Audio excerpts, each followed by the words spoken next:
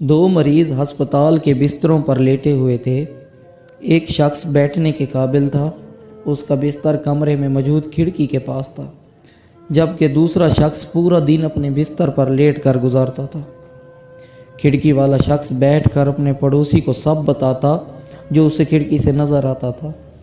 دوسرا شخص وہ سب سننے کا انتظار کیا کرتا تھا۔ کھڑکی سے ایک باغ نظر آتا تھا جس میں خوبصورت نہر بھی تھی۔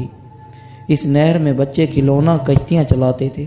منظر بہت دل فریب تھا۔ کھڑکی کے نزدیک والا برابر لیٹے ہوئے شخص کو تمام تفصیلات بتاتا اور لیٹا ہوا شخص تصور کی دنیا میں کھو جاتا۔ ایک دن نرس کمرے میں داخل ہوئی اور کھڑکی والے شخص کو مردہ پایا۔ دوسرے شخص نے اپنا بستر کھڑکی کے پاس لگانے کی فرمائش کی۔ نرس نے ایسا ہی کیا اور کمرے سے چلی گئی۔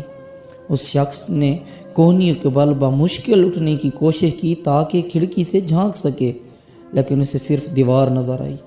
اس شخص نے نرس کو بلایا اور پوچھا کہ یہاں موجود مریض وہ سب کیسے دیکھ لیتا تھا جو وہ مجھے بتایا کرتا تھا۔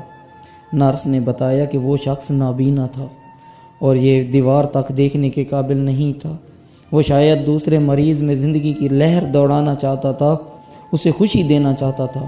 اپنی تکلیف بھول کر دوسروں کو خوشی دینے سے بڑھ کر دوسروں کی خوشی نہیں، خوشی بانٹنے سے ہی بڑھتی ہے۔ آپ بھی دنیا میں تھوڑی سی خوشی کی وجہ بن کر اس دنیا کو مزید بہتر بنائیں۔ اللہ حافظ۔